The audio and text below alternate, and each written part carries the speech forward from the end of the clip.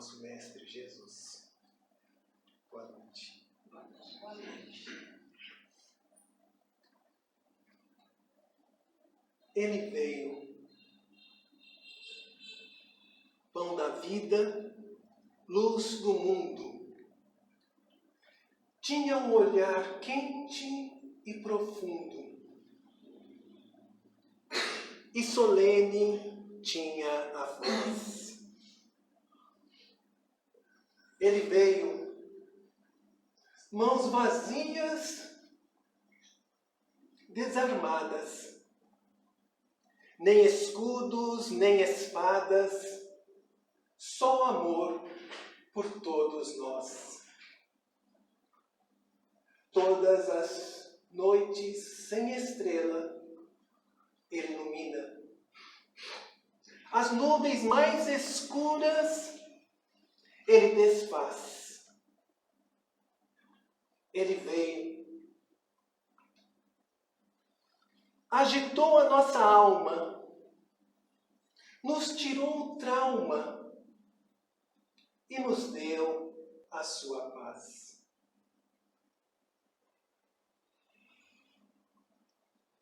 Sim, meus amigos e irmãos, Ele veio.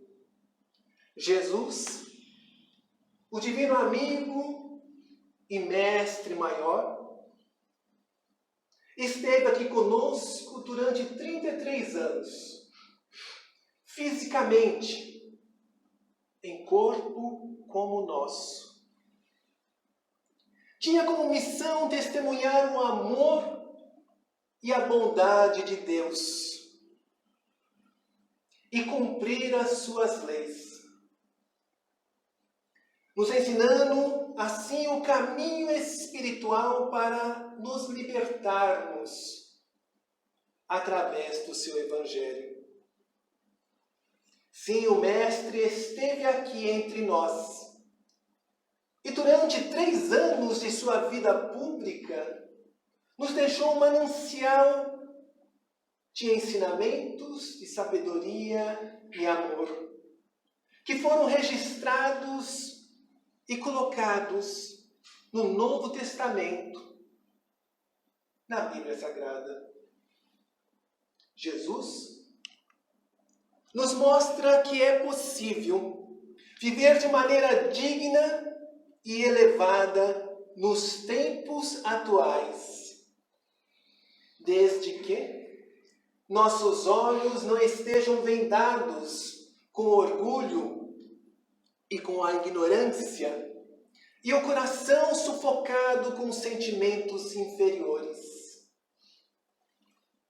Além de ser o modelo e guia da humanidade, o Mestre é o consolador, o terapeuta por excelência, que todos nós buscamos e ansiamos em nossas vidas.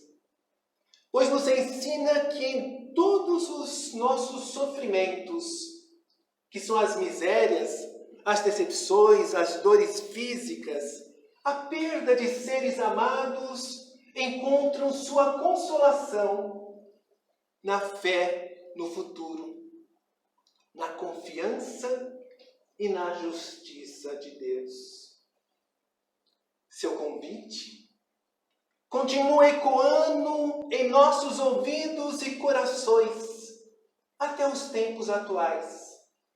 Vinde a mim, todos vós que estáis cansados e oprimidos, e eu vos aliviarei.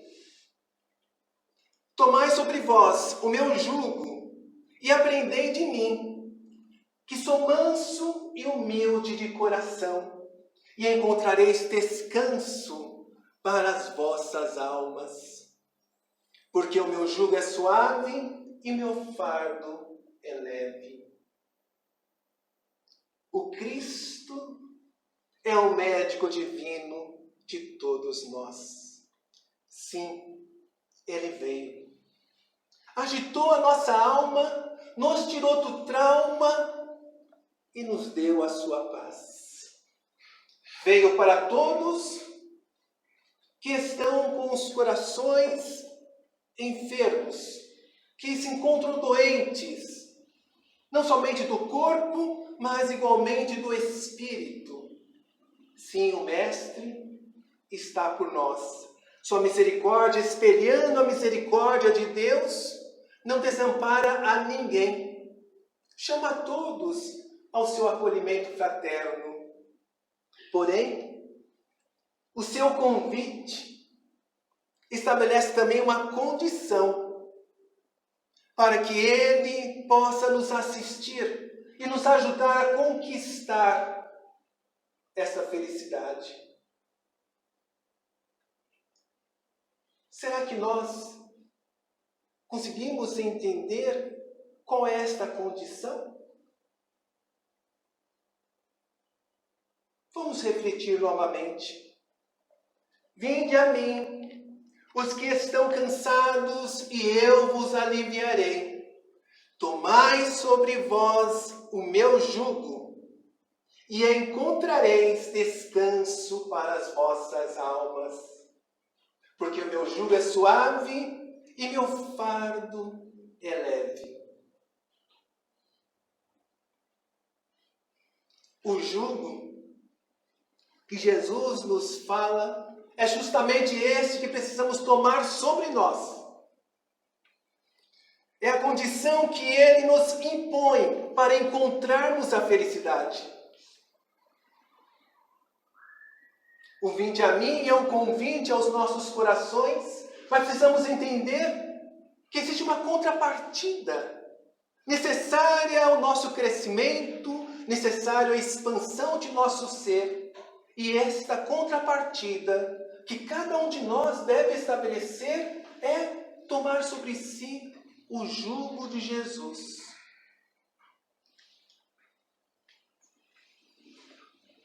O jugo dele, qual seria? Representa justamente o viver a lei do amor, da justiça e da caridade.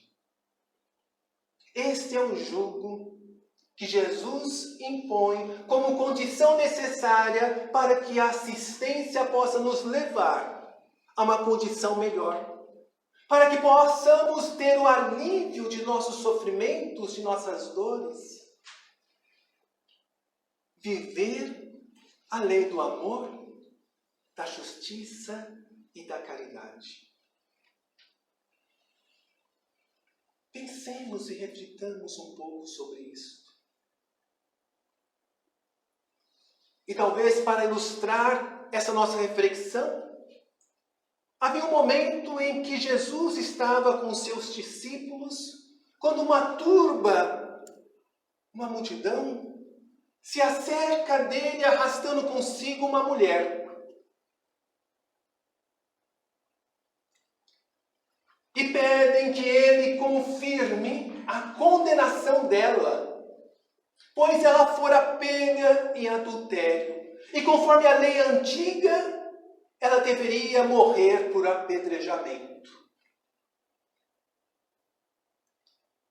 A turba insana clamava pela lei de justiça, que esta lei fosse cumprida e que Jesus, naquele instante, a confirmasse. Estavam cegos, ignoravam que Deus é amor. Não existe na sua lei esta do apedrejamento, que é a lei humana que nós criamos para resolver as questões que nós acreditamos por esta via.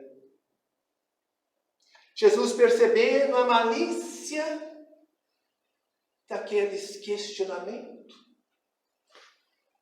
usando de sabedoria, desconstrói o orgulho e a falso puritanismo daqueles acusadores, dizendo: aquele que entre vós estiver sem pecado, atire a primeira pedra.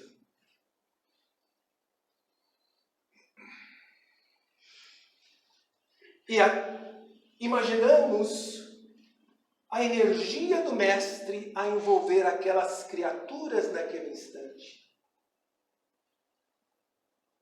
Que perplexo por esta colocação, começam a olhar para si, para o fundo da sua consciência e perceber que realmente não estavam em condições de julgar.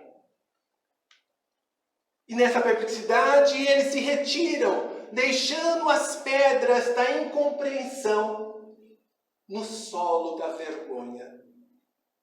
Um a um vão se indo e fica Jesus e a mulher. E Jesus, voltando para ela, diz: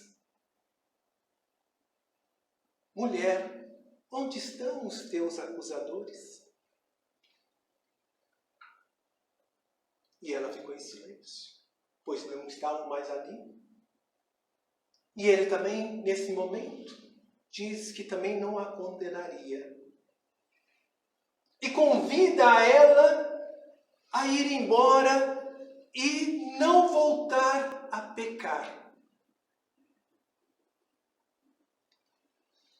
É bom notar que Jesus não absolve e também não condena a mulher, mas dá a ela esperança e coragem para se arrepender de seus erros e refazer a sua vida. Ponto importante que precisamos refletir. É assim que Jesus nos consola, esclarecendo e nos mostrando um caminho de reabilitação. É assim que Ele sempre nos faz, nos esclarecendo que nós podemos seguir adiante, mesmo que tenhamos errado, que possamos nos levantar e refazer o nosso caminho. Pois ainda no nosso nível de evolução, ainda erramos muito. Ele não retira de nós a responsabilidade pelos nossos atos, mas nos ensina que, semeando boas atitudes, colheremos paz, felicidade e saúde. Sim, meus amados, meus amigos, Ele veio. Pão da vida, luz do mundo. Jesus, em outro momento, após repartir o pão e o vinho, na celebração da Páscoa, decide lavar os pés dos discípulos, consagrando a humildade como símbolo e atitude primordial que devemos cultivar em nossas vidas. E diz: não se turbe o vosso coração. Credes em Deus e crede também em mim. Enfatiza nesse instante que não nos deixaria órfãos e que rogará ao Pai Celestial enviasse um outro Consolador, pois nos lembramos que este eram os últimos momentos de Jesus em corpo físico aqui no planeta. Ele rogaria ao Pai Celestial para que enviasse um outro Consolador, para ficar conosco e continuar nos ensinando e consolando até alcançarmos a libertação espiritual definitiva através da evolução moral e intelectual. A promessa do Cristo se cumpre depois de 19 séculos de sua morte física. Em 1857, nasce o Espiritismo.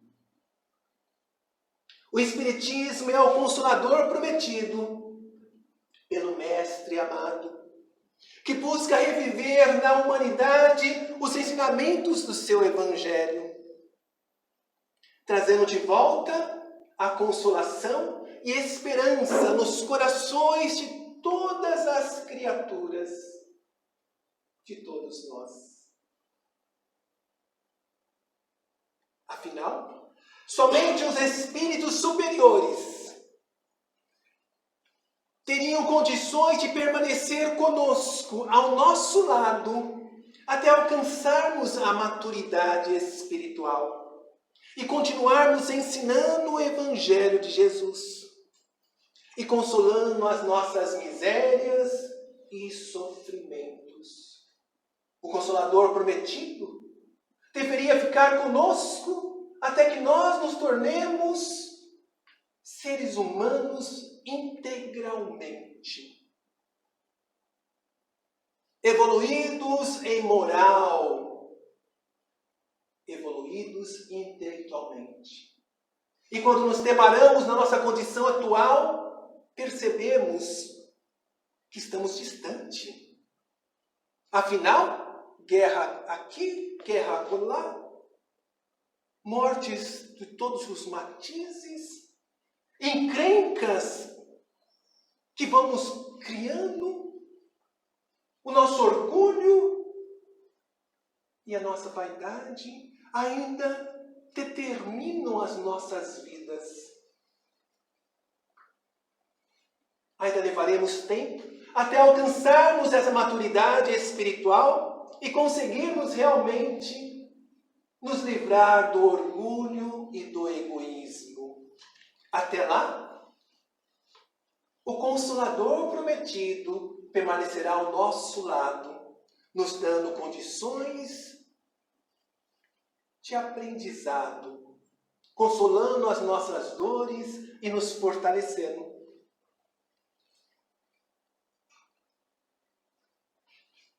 Nair estava desconsolada, como todas as mães que perdem prematuramente os seus filhos, principalmente quando estes se vão na flor da juventude. Era a quarta vez que Nair Belo procurou Chico Xavier. Naquela noite, suas preces foram concretizadas. Chico começou a psicografar a carta de seu filho. Ela e o marido começam a escutar o médium a ler aquela longa missiva, aquela longa carta, com os corações sofridos, lágrimas que não paravam em seus olhos. Era ele. Não tinha dúvida. Tamanho era o número de evidências que ali foram colocadas naquela carta. Mas duas em especial tocou mais profundamente a Nair. Diz ela: o trecho que só eu lembrei e que fiquei comovida foi que a gente, ela e o filho, estavam jantando e combinando de ir passar o Natal em Limeira, combinando que dia eles iriam. E ele, o filho, Roberto, falou: eu não vou. Ela perguntou por quê? E ele desconversou e eles tiveram uma discussão. E a carta conta justamente esse trecho, dizendo que eles haviam conversado isso. Estavam somente ela e o filho jantando. E Nair acrescenta que o filho não foi a Limeira, como era de costume todos os anos irem, porque os familiares estão lá, na sua grande maioria. Não foi porque morreu poucos dias antes da viagem. Manuel, não era Roberto, me desculpe. Filho de Nair Belo, morreu aos 20 anos, após um acidente de automóvel aqui na região do Pacaembu, em 1975. Além dessa conversa íntima entre ele e a mãe, e Nair, Manuel fez menção a pessoas desconhecidas da família, como uma tal Dona Maria Angélica. Nair foi investigar e descobriu mais tarde que se tratava de uma vizinha da tia de Irineu, que morta há muitos anos em Limeira. Nem ela nem o marido sabiam dessa pessoa. Nair encontrou consolo nessa carta e se dedicou ao trabalho e à família para superar a sua dor.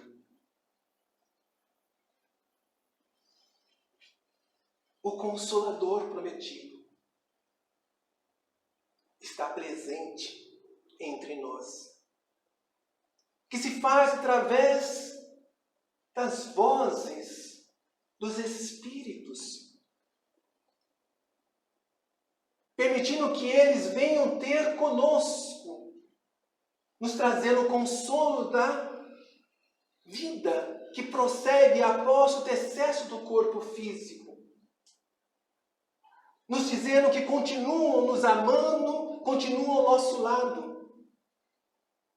E os Espíritos superiores nos esclarecem como isto se faz. É o Consolador prometido por Jesus, que viria trazer a nós a sua mensagem, o seu Evangelho, nos mostrando que o Evangelho, essa é a norma de conduta moral que nos faz crescer e nos direcionar a uma vida mais plena, mais abundante. Em João, o evangelista, encontramos no capítulo 14 esta frase: "E eu rogarei ao Pai, e Ele vos dará outro Consolador, para que fique convosco para sempre. O Espírito da verdade, que o mundo não pode receber, porque não o vê, nem o conhece, mas vós o conheceis, porque habita convosco e estará em vós." O Espírito verdade, responsável pela mensagem da codificação, que é um conjunto de irmãos superiores, direcionados e liderados pelo próprio Mestre Jesus, que vem ter conosco, nos trazendo princípios que nos fala da vida futura, de que não somos um corpo, mas estamos no corpo por um tempo determinado, para que assim possamos crescer e nos desenvolver. Mas que já tivemos inúmeras existências e ainda teremos mais ainda outras. E que a morte do corpo não representa em nenhum instante o desaparecimento de nós. Que a reencarnação é uma lei biológica, que todos nós estamos a ela submetidos. Retornaremos quantas vezes forem necessárias, até que nós consigamos avançar em evolução e não mais precisar das experiências no corpo. Nos fala da lei de causa e efeito, da qual precisamos entender, de que semear é sempre livre, mas colher é obrigatório. E assim é necessário, porque assim temos o retorno de nossas atitudes, de nossos atos. Isso nos faz crescer, mediar o quanto nós estamos sendo bons ou não, o quanto nós estamos sendo criaturas amorosas e que sabem viver em sociedade. O Consolador prometido, essa doutrina maravilhosa que nos oferece esse momento de reflexão e de luz. Que possamos entender que ela é Jesus presente conosco. Afinal, Ele veio, pão da vida, luz do mundo. Tinha um olhar quente e profundo, e solene tinha a voz. Ele veio, mãos vazias, desarmadas, nem escudos nem espadas, só amor por todos nós. Todas as noites sem estrelas ele ilumina, e as nuvens mais escuras ele desfaz.